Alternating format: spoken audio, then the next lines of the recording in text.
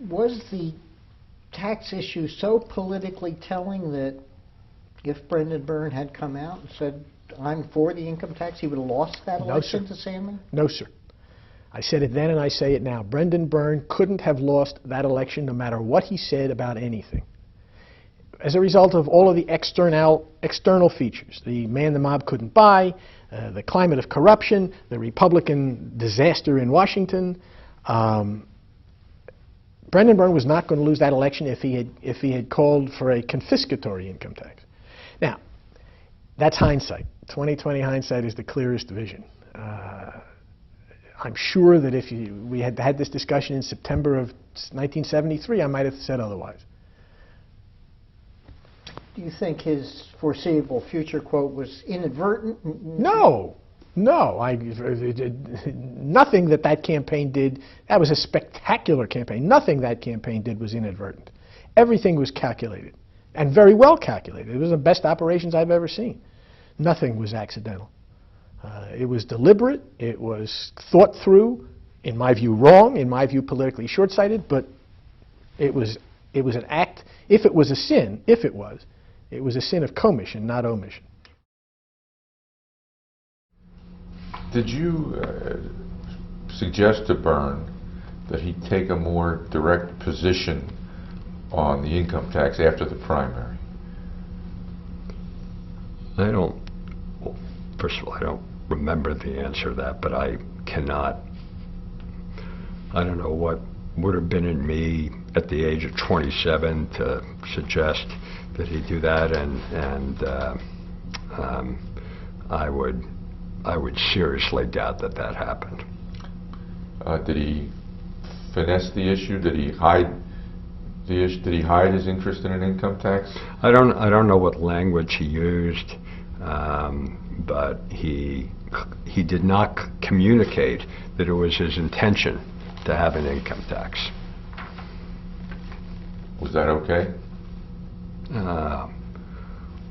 Well, in retrospect, I don't know how much he won by. I suppose if you knew that you were going to win by a lot of points, then you would say, well, if I can go do a rerun, then I would tell the truth about some of the hard things I was going to do so I could be said to have a mandate. But you don't know that in advance.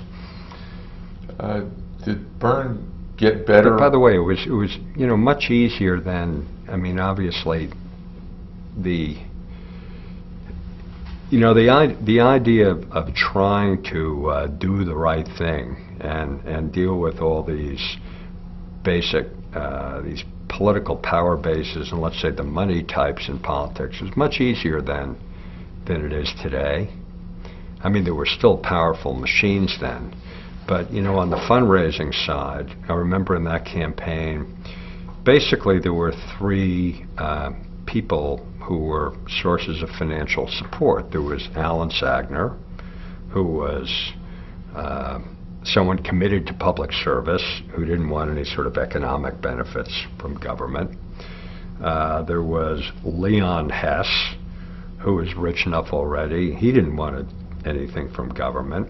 And then there was David Wilentz, and that was it. And you didn't have the need that you have today for such immense resources from so many people that can create this sense of implicit obligation and the pressure of, how do you deal with those people who are very supportive. That just didn't exist back then. Money just wasn't nearly as important in politics.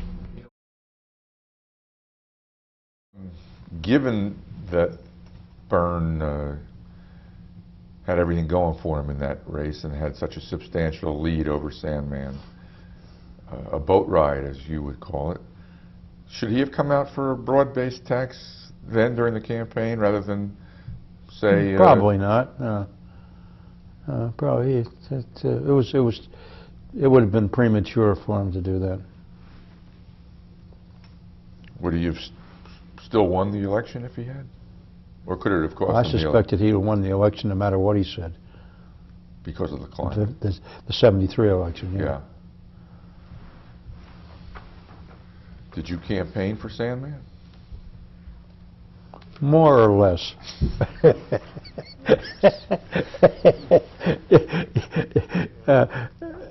You know, Charlie was a good friend of mine, and you know, I could not campaign. I could not campaign, but I didn't have my heart and soul in it.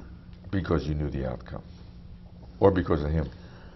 And because of the atmosphere. It was poison for Republicans, and that was the worst year I can ever remember. Now, you said you were asked with other legislators to help the Byrne campaign after the primary.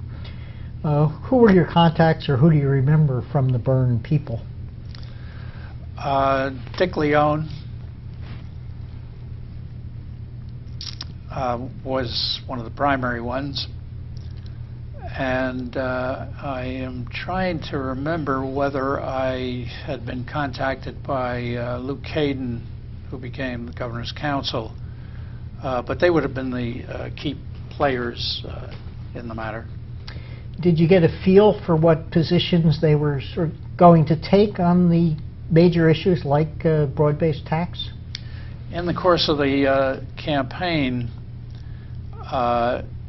and this may have been already in the general election campaign, I can recall vividly the speech that Governor Byrne made, in which he said that that there would be no income tax advanced by him for the foreseeable future.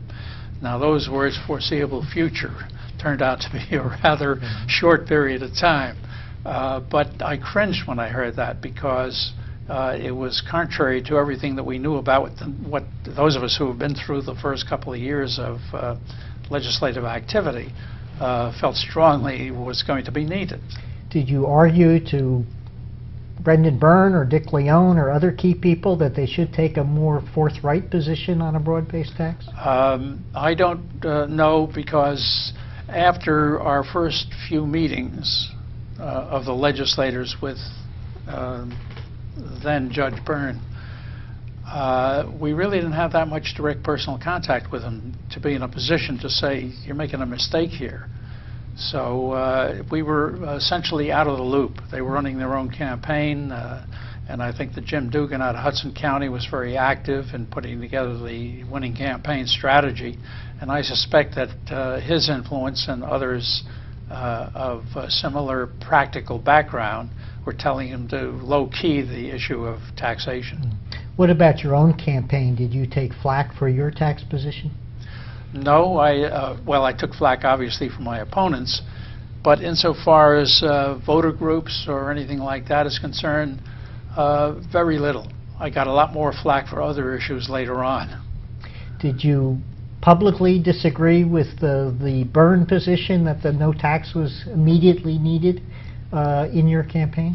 In my campaign, I both in my first campaign in '71 and in the '73 campaign at the time Byrne was running, I stated unequivocally what I felt about the tax problem. Was there any effort from the Byrne campaign for you to sort of keep it quiet down, that we're taking a position that is somewhat inconsistent with your own position?